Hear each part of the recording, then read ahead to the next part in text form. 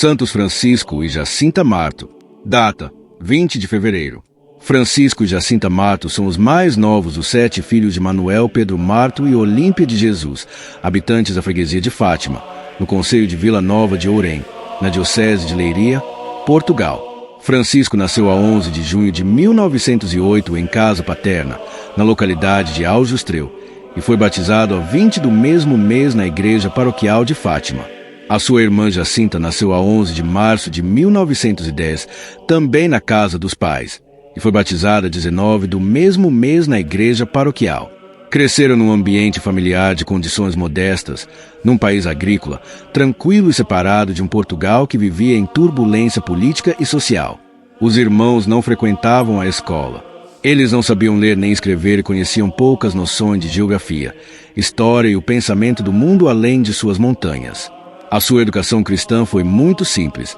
Aprenderam catecismo em casa ou com a sua tia, a mãe da sua prima Lúcia, que, juntamente com eles, será uma das identes de Fátima. Os pais também lhes deram com a vida um exemplo de fé comprometida, participação dominical na Eucaristia, oração familiar, verdade e respeito por todos, caridade para com os pobres e necessitados. Ainda pequenos, começaram a cuidar do rebanho dos pais. Francisco tinha então 8 anos e Jacinta 6. Passavam a maior parte dos dias cuidando das ovelhas, junto com a prima Lúcia, também pastora. Em 1916, na primavera, verão e outono, juntamente com Lúcia, tiveram as aparições do Anjo da Paz. Em 1917 foram visitados por Nossa Senhora do Rosário, de maio a outubro no dia 13 de cada mês, exceto em agosto. Neste mês a aparição ocorreu no dia 19, pois os pastorinhos permaneceram na prisão de Ourém de 13 a 15 de agosto de 1917. Seu caráter calmo e pacífico emerge da figura de Francisco. Ele é lembrado cheio de admiração pela criação, na qual provou a beleza do Criador. A paz que daí tirava era então passada aos seus amigos, entre os quais sabia ser sinal de harmonia, mesmo quando ocorriam brigas ou ofensas. Após as aparições do anjo e da Virgem Maria, ele desenvolverá um estilo de vida caracterizado pela adoração e contemplação. Sempre que possível, ele se refugiava em algum lugar isolado para orar sozinho. Muitas vezes passava longas horas no silêncio da igreja paroquial, perto do tabernáculo, para fazer companhia a Jesus escondido.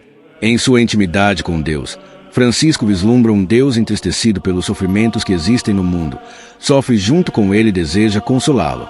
O menino, que não ouviu a voz do anjo e da senhora, mas apenas os viu, é o mais contemplativo dos 3 videntes. Na sua vida é evidente como a oração se nutre da escuta atenta do silêncio em que Deus fala.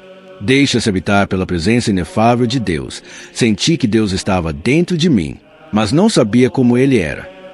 E é a partir desta presença que acolhe também os outros na sua oração.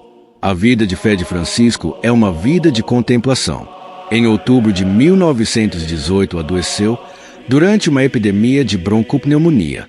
Agravou-se progressivamente até abril de 1919. Em 2 de abril confessou e no dia seguinte recebeu viático em sua casa. No dia seguinte, 4 de abril, por volta das 22 horas, faleceu pacificamente, em casa, cercado por familiares. Foi sepultado no cemitério de Fátima em 5 de abril de 1919. Em 13 de março de 1952, seus restos mortais foram transferidos para a Basílica da Santíssima Virgem do Rosário de Fátima. Dom José Alves Correia da Silva, bispo de Leiria, abriu, a 30 de abril de 1952, o processo de informação sobre a fama de santidade e virtude de Francisco Marto. O julgamento terminou em 1º de agosto de 1979. Jacinta tinha um caráter afetuoso e extrovertido, embora um tanto caprichoso. Tinha um carinho especial por sua prima Lúcia e tinha uma sensibilidade muito delicada, tocada tanto pela beleza da natureza quanto pelo sofrimento dos pobres e doentes. Impressionada com as aparições do anjo da Virgem Maria, ela fica especialmente impressionada com os sofrimentos dos pobres pecadores e com a missão e o sofrimento do Santo Padre. De fato, depois desses encontros com o céu, seu caráter caprichoso e egocêntrico dará lugar a um coração generoso, esquecido de si mesmo que vive antes para o bem dos outros, oferecendo orações e sacrifícios em benefício de todos os que vê. O perfil espiritual da Jacinta é assim marcado pela generosidade da fé e doação pelos outros. Ela expressa muitas vezes o desejo de compartilhar com todos aqueles o amor ardente que sente pelos corações de Jesus e Maria. Todos os aspectos particulares do seu dia, incluindo os sofrimentos devidos à doença subsequente, são uma ocasião de oferta a Deus pela conversão dos pecadores pelo Santo Padre. Ela compartilha seu lanche com os pobres, oferecendo assim o sacrifício de seu jejum como sinal de sua vontade de ser totalmente de Deus em favor dos outros. Nas suas memórias, Lúcia diz dela que rezar e sofrer por amor era o seu ideal. Era disso que falava. A vida de fé da Jacinta é uma vida de compaixão. No final de 1918, Jacinta adoeceu com broncopneumonia. Permaneceu internada no hospital de Vila Nova, em Ourém, de 1 de julho a 31 de agosto de 1919. A partir desse dia, ficou com uma ferida no lado esquerdo do peito. Ela volta para casa com a saúde mais precária. Em janeiro de 1920, trouxeram-na para Lisboa para ser tratada no melhor hospital pediátrico do estado, o Hospital de Estefânia.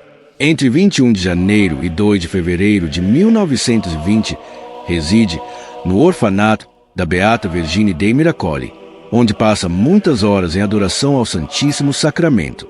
Em 2 de fevereiro de 1920, ela foi hospitalizada com diagnóstico de pleurisia purulenta e osteite de 2 costelas. Ela decide pela cirurgia, apesar de Jacinta insistir que é inútil. Ela foi operada em 10 de fevereiro de 1920. 2 costelas foram retiradas, mas a grande ferida no lado esquerdo do peito permaneceu. Na tarde de 20 de fevereiro, Jacinta pediu para receber os sacramentos, especialmente a comunhão eucarística. O capelão do hospital adia para o dia seguinte, embora a menina insista que pode recebê-los no mesmo dia. Ela morreu sozinha. Como Nossa Senhora lhe disse, em 20 de fevereiro de 1920, às 22h30. Foi sepultada a 24 de fevereiro no cemitério de Ourém, num túmulo cedido pelos barões de Alvaiazere.